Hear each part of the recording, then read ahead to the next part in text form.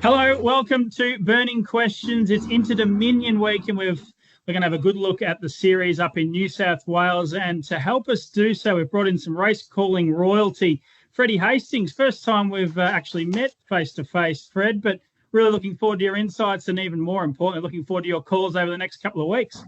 Yeah, good on you, Tim. Yeah, really looking forward to this series. It's really been opened up now that we've seen a couple of the big guns come out, and historically that can also lend itself to a fairy tale, if you like, in terms of the Inter Dominion outcome.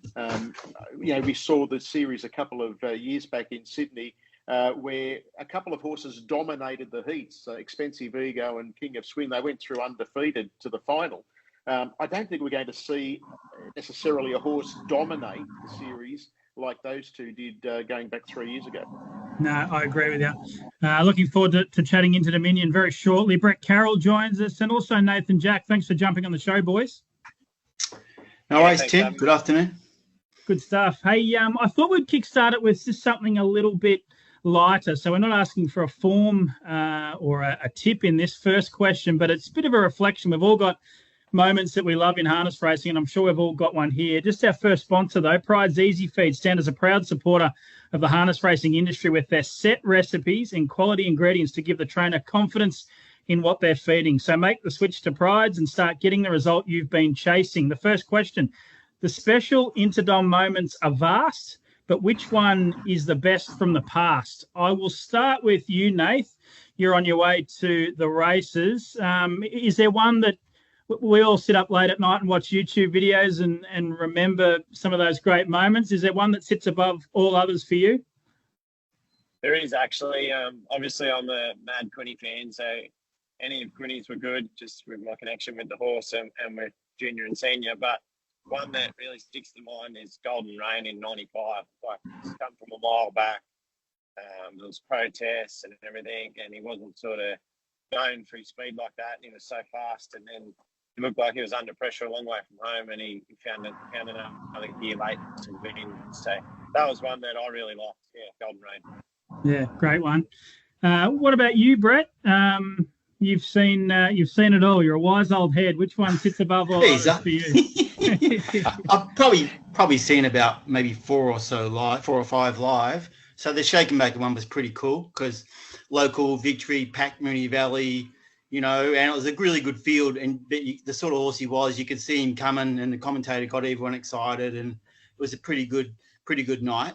I'm like with Nathan with the Golden Rain one though. That was like in those days, especially. You're like, it's just how could that be done? It just didn't seem possible that he could win like that, and we had so much respect for the New Zealand horses, so it just didn't seem possible that he could do what he did that day, but he did. Yeah, great recollections. Fred, you've been lucky enough to call some Inter Dominion finals. Is that where your memories are, or is there one as a kid, or take us back to your favourite Inter Dominion memory? I think my favourite as a caller would probably be Black's a Fake, just ahead of I'm the Mighty Quinn. There was a lot to do with I'm the Mighty Quinn's win in that. It was a rejigged format, where we moved away from the traditional three heats and a final, and it was done a bit differently, and culminated in a massive crowd at Menangle on that Sunday afternoon. Had free-to-air TV coverage on Channel 9, which was a real first at that stage. So they're special ones. But as a young bloke, I always remember the 1980 one where Brian Hancock, I guess, announced himself as the king of the Inter Dominion when he burst on the scene driving Koala King to victory. They would have tore the stands down if Paleface had have won. Paleface Adios went into the race as the favourite and the crowd favourite, but got a bit of trouble near the turn, and I think from memory ran fifth, but it was Koala King and Brian Hancock who, that famous salute with the arm raised aloft with the arm and whip in the air. As a young bloke and an aspirant of joining the calling ranks one day, that's one that stuck in my mind. Yeah, they're great. For me personally, it's probably it's definitely Quinny. I posted it last night on Twitter just while I was having a quiet beer at home and going down memory lane. But when he won at Gloucester Park, geez, I wish I was there. The hometown hero, and Richie Bells called him. And they just don't win from there at Gloucester Park, and he's won in front of his hometown, and that was just amazing. So that one sits above all others for me. But also your call, Fred. I think one of the best Inter-Dominion performances is when Quinny won at Menangle. If you look at the bell, Marseille leads at the bell and Quinny's sitting last. And Quinny goes past every single horse to win, and Marseille actually boxes on for second. So he's defied the race pattern there. And I think you said he's picked him up in one stride or something like that. It was a great moment. Let's hope we have something to celebrate in a couple of weeks' time on December 14. That moves on to our second question. And our second sponsor, Logical Staffing Solutions, provide labour hire and recruitment services to the transport, warehousing, automotive and manufacturing industries. A logical solution for your staffing needs. The defending champs are nowhere to be seen. So who wins the crowns on December 14? We'll hold you to last here, Fred. We'll go back to you, Nath. I know you're involved in the series, so no doubt you'd love one of your chances, Max Delight or Plymouth Chubb, to be in the winning photos. But take us into your mind here. Who are the horses to beat in the pacing and trotting series? Yeah, well, like I say, I'm hoping Max Delight. He's in the right hands. He's in form. But there's plenty of other good horses and great trainers too. Luke's got a great record at this series. Grimo, no one's got a better record than Grimo. So I'm sure it's quite open this year. But yeah, I'm hoping Max Delight's one of them. Yeah, I think he can. And just on Plymouth Chubb, are you with him the whole series, Nate? No. I'm just warming the seat for Kez. I think the Locomotive's going to be real hard to beat in the trot, but I do think the three heats and the final will really suit Plymouth Chubb. Just the way he's trained and he's quite seasoned, so I think he'll be suited right down to the ground for the final time. Yeah. Brett, you've had a good look at the form. You know all these horses really well. I find it really tough when these series come around to mix, Victorian form, New South Wales form, Western Australian form on a track like Menangle. Ultimately at Menangle. Who do you think will emerge on top? Oh, I think the paces is wide open, and a lot of horses. There's a lot of tactical versatility amongst. There's no horse is just one dimensional. So I think it's going to be a really good series, actually. And you got, like Minstrel's 7-year-old, but it's probably in its prime. But Don Hugo's a 4-year-old. You got a mixture of that sort of type of horses. Max Delight's 8, but he's still at his peak. So it's actually a pretty cool race. And I reckon there's probably a dozen horses that I reckon wouldn't surprise me if they won. The trot is a lot thinner. I'm with the Locomotive with Nathan. It looks unbelievable since it's been in Brad Hewitt's camp. I mean, it just could be its first proper preparation as an open age horse, and it seems to have gone to another level. And it's got the gate speed that some of the other good chances don't have. So yeah, it's a bit thinner, the trot, for mine. Yeah. Fred, love your insights. If you could tip us the all-in pacing and trotting double, that'd be really nice. Look, and not because Nathan's on the line, I've just been in Camp Max Delight. I just think Max Delight is the sort of horse he's strong, he's tough, he loves Menangle, he loves 2300. He's won plenty of group races at that track. I do think Max Delight is going to be one to toss. It's what it's done when I said it opened up the series. It's created the chances for horses who are very wide in betting but historically race well at Menangle. A horse, for example, draws barrier 1 tonight called Zeus Bromac. Is a Group 1 winner at the track, probably coming good at the right time. He usually takes 3 or 4 runs to hit his peak, and he's coming into tonight's race at his third start since a break. He's the sort of horse, if you like backing a roughie, he's the sort of horse that could figure. And I'm with the boys. The Locomotive, I've seen him his last few wins. He's a robust, strong trotting type who really gets into his work. He's got a few strings to his bow, I think. And Brad Hewitt, he always has decent horses in his barn, and he's got hold of this bloke, and he's just taking him to new levels. He's a 4-year-old, remember, and he's taking on these older, more seasoned horses, but he's just racing in such great heart. I think they're the horses. I've just learned that Tack McLeod has come out of number 3. So Tack McLeod's out of that race.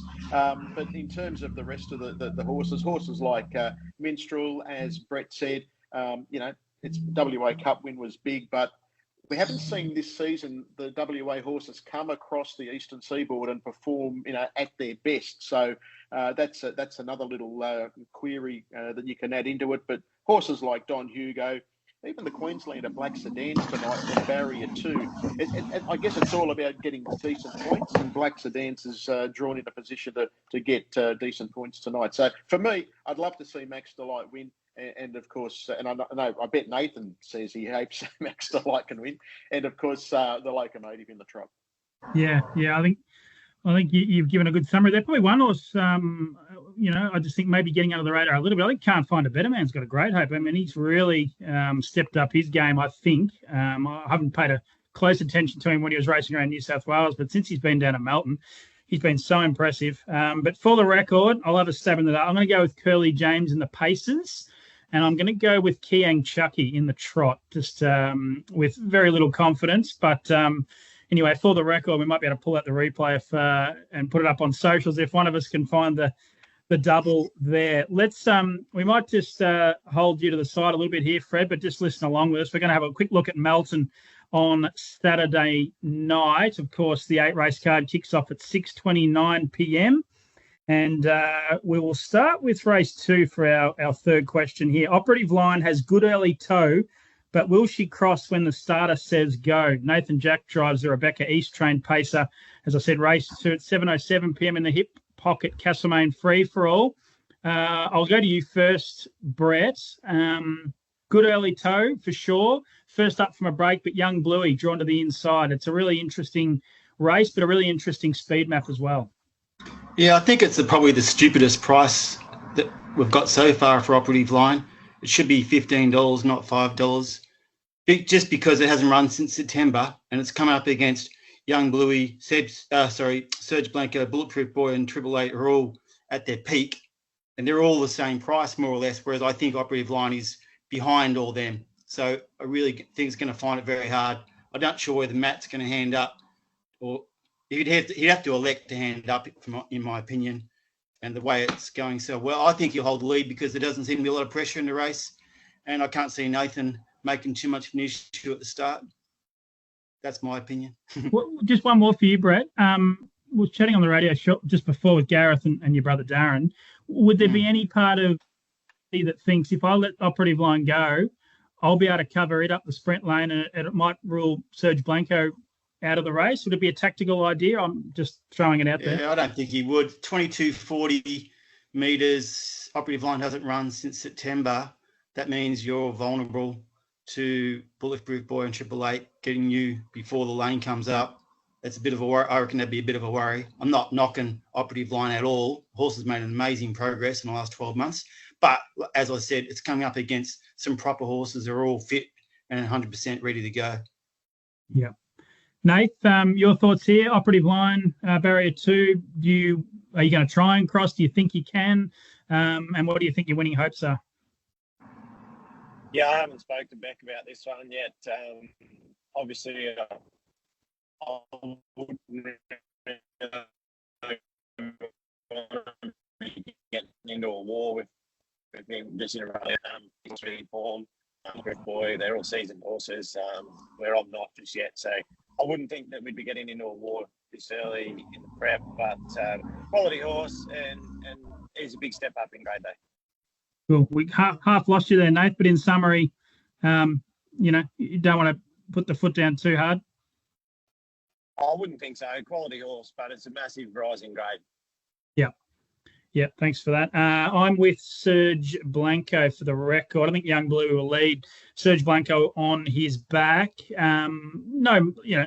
It's hard to split him. I think Young Blue is flying, but Serge Blanco just been up in this top grade for a while now and running cracking races. Gets his chance. So I think it's a logical Quinella. Moving on to our fourth and final question. Ghost of Time went for a break on a winning note. So should punters give him the vote? We'll go straight back to you, Brett. Race 1, horse number 1, Stephen Loftus, the trainer, Connor Clark, the driver. You would have seen the trials during the week. I thought he trialled really well, ready for this assignment, Ghost of Time. Yeah, he finished his last preparation off really good. His last 2 runs were both unbelievable. And based on that trial the other day, he looks like he's just ready to go straight from where he left off last prep. And Connor Clark sounded really confident when he spoke to Gareth Hall on the radio this morning. He was just exuding confidence. and he didn't sound like to me he was going to be letting anyone get past him at the start. I'll be taking a bit of confidence from Connor and back in, hold the lead and be pretty hard to beat. Yeah. Nathan, you're driving horse number 2, Skinny Dip. Good winner last time out, beating the Big Boss. Similar kind of scenario, I think, to the other race. You've got a nice horse with some good gate speed, but another nice horse with some good gate speed to your inside. How do you see it panning out? I'll probably struggle to get across it, I think. Got a really big opinion of the one horse. Seen him win at Shep one night. I don't know how many runs ago it was, but done a power of work and still finished off really strong. I would have liked the draws reversed and me to sit on his back. Then I would have been quite confident that I'd run a good race. But, I'm going to need a bit of luck from the draw, I think. Yeah, I'm with Ghost of Time for the record as well. I think he's just he's drawn so well, and his campaign, as Brett said, finished really strongly last time out. He was knocking on the door to win a race, and he finally won one before a break, and his trial was outstanding behind Act Now on Tuesday. So I'm with race 1, number 1, Ghost of Time. Righto, best bets. Freddie, this is where you make a name for yourself. It's sponsored by Sharp's Bakery. They're a little bakery in Birchip. I don't know if you've ever been to Birchip or you know where Birchip is, and I don't even know if you're a sweet tooth, but if you are ever in that neck of the woods, head to Sharp's Bakery. That's the best tip of the day, folks. There is the best tip of the day, and I like a sweet, and if I can tip a winner in the Birchip Bakery segment, maybe they'll send me a few jam donuts. I like Love Arecious tonight, boys. It's in race 2. It's horse 5, and it's had a little bit of support from its opening mark. Slowly getting it now to $2.90 on the fixed, and give it a real chance tonight because it has raced well it's raced well throughout its 2 and 3-year-old seasons, and I think she's a chance here to pick up a Breeders' Challenge Eastern Series. Sweet Haley Jane will be the nominal favourite. Dolce Drama's been racing well at Menangle, but I just thought Love Arecious might be able to get away with race 2. Certainly not a good weather day to be getting stuck into the Recious, boys, with the rain about, but hopefully we can have something after it wins Love Arecious in the second Newcastle. That's for old Leroy Sutton there, Nath. I haven't seen him for a while. He has going up in New South Wales. I lost you there, Brett. Go again. Hello? Go again, Brett. I missed a bit there. Yeah, I didn't realise the rain stopped me. Well, before Fred. Never seen me, to be honest. Over to you, Nath. Best bet here tonight. Melton, where are we going? Freddie might be able to help me out a bit here. I'm really confident of Ravishing Sloy in the first. Massive drop in grade. Last 2 runs in Victoria have been outstanding. Would have smashed the clock last week or last start. I don't know what his last quarter would have been, but it would have been very fast. I don't know much about it. It was around 26 or something, Nathan. It was mad. It was so fast. Yeah. It was great. Yeah, it was crazy fast. I do think it's a massive drop in grade. I don't know the opposition that well just yet, but Freddie might be able to help us out here. I think you're going to be hard to beat in that race. I've tipped you on top, Nate. Double Fear Draw is good from Barrier 1. Has been racing well, and Cabana and Forceful out of Rick Alchin's stable. They've been going well. I think there's really only 2 or 3 hopes in the race, but I think you clearly are marked on top. So hopefully you can get off to a winning start.